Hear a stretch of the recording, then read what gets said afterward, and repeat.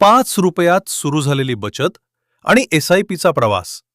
रोज फक्त ₹5 वाचवले आणि 5 वर्षांनी मी जे केलं ते अनेक जण स्वप्नातही विचार करत नाहीत. मी कॉलेजमध्ये होतो. हातात फारसे पैसे नव्हते.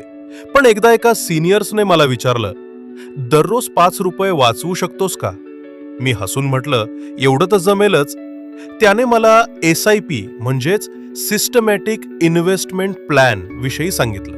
मी सुरुवात केली. दररोज ₹5 बाजूला काढायचं आणि महिन्याअखेर ते म्युच्युअल फंड SIP मध्ये गुंतवायचं.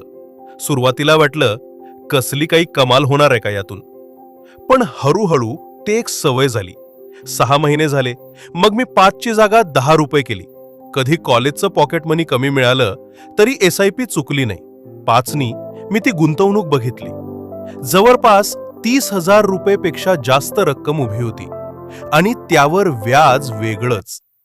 त्या दिवशी मला समजलं, गुंतवणूक मोठी असणं गरजेचं नाही, सततची असणं गरजेचं आहे. जर तुम्हीही दररोज ₹5-10 वाचवू शकत असाल तर तुमचं फ्युचर सिक्युअर करणं तुमच्या हातात आहे. मोठ्या रकमा नाही, फक्त शिस्तीने थोडं थोडं करत राहिलं तरच मोठं भविष्य घडू शकतं. अशीच खूप प्रेरणादायक गोष्टी आणि शॉर्ट फायनान्स स्टोरीज ऐकण्यासाठी फॉलो करा पुणेरी कट्टा पॉडकास्ट. आणि हो, शेअर करा या गोष्टी त्या मित्राला ज्याला SIP सुरू करायचं आहे पण सुरुवात होत नाहीये.